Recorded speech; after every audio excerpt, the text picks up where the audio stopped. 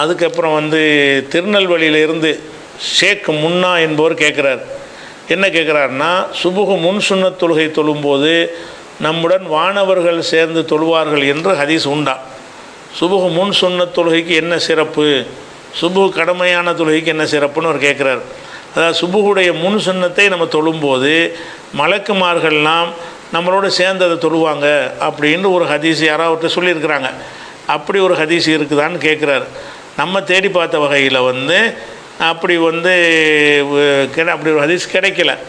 ஆனால் என்ன இருக்குன்னு கேட்டால், ஃபஜ்ர் தொழுகை கடமையான தொழுகை இருக்குல்ல, அதை நீங்கள் தொழுவும் பொழுது மலக்குமாரெல்லாம் சேர்ந்து தொழுகிறாங்க என்று அவர் ஃபர்லுக்கு தான் வருகிறது. நம்ம தேடி பார்த்த வகையில் புகாரில் 648வது ஹதீஸ்லையும் 4717வது ஹதீஸ்லையும் என்ன வருதுன்னு கேட்டால், தஃபுலுல் சலாத்துல் ஜமீ சலாத் அஹதிக்கும் அஹதஹு, தனியாக ஒருவர் தொழுவதை விட ஜமாத்தாக தொழுவது சிறப்புக்குரியதாக அமைந்துவிடும்.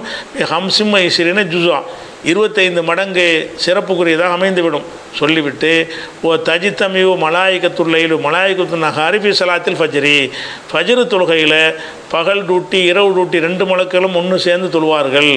அதாவது டியூட்டி மாறுறது ஃபஜரில் மாறுவாங்க. அல்லாஹ் என்ன செய்கிறான்னா, மலக்குமார்களை வந்து இங்கே அனுப்பிவிட்டு இங்கேயே இருங்கேன்னு யாரையும் நிப்பாட்டி வைக்கிறதே கிடையாது. காலையில் ஒரு மலக்கு அனுப்புவான், அவரோட டியூட்டி வந்து என்ன வரைக்கும் தான், இரவு வரைக்கும் தான். இரவில் ஒரு மலக்கு அனுப்புவான், அவரோட டியூட்டி வந்து ஃபஜர் வரைக்கும் தான். அப்போ ஃபஜர் டு மகரிபு, மகரிப் டு ஃபஜர் என்று ஷிஃப்ட் முறையில் மலக்குகள் வர்றாங்க.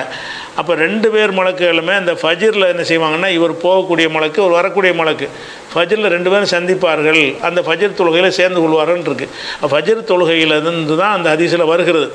அப்போ இதை ஹதீஸை அறிவித்து விட்டு அபூ ஹுரைரா சொல்கிறாரு, ஃபக்ரோ இன்ஷேத்தும், நீங்கள் விரும்பினால் இந்த வசனத்தை பார்த்துக்கிறங்க, இந்த வசனத்தில் கூட அந்த கருத்து கிடைக்கும் என்று ஒரு குர்ஆன் வசனத்தை சொல்கிறார்.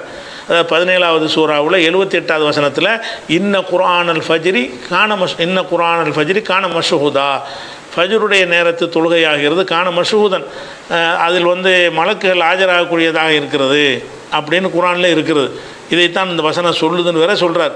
அப்போ ரசூல் ஸல்லல்லாஹு அலைஹி வஸல்லம் சொன்னது என்னென்னு கேட்டால், ஃபஜ்ருடைய கடமையான தொழுகையில் தான் மலக்குகள்லாம் வந்து சேர்வார்கள் என்று இருக்கே தவிர ஃபஜ்ருடைய முன் சுன்னத்துக்குங்கிற வகையில் இல்லை.